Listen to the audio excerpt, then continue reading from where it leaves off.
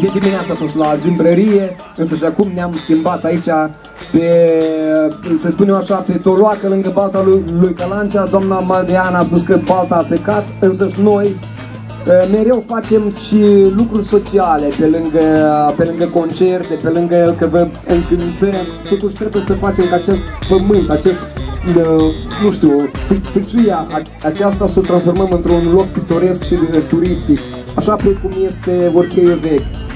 Noi avem toate ingredientele. Pur și simplu ne trebuie puțină răbdare și unele proiecte mari de investiții.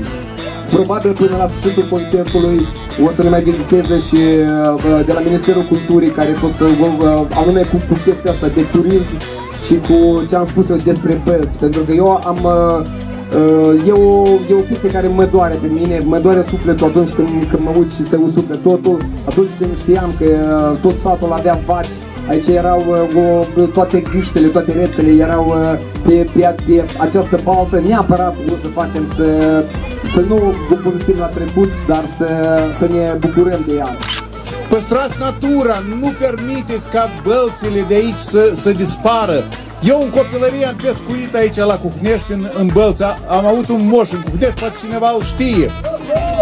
Sandu Musteață, așa îl chema.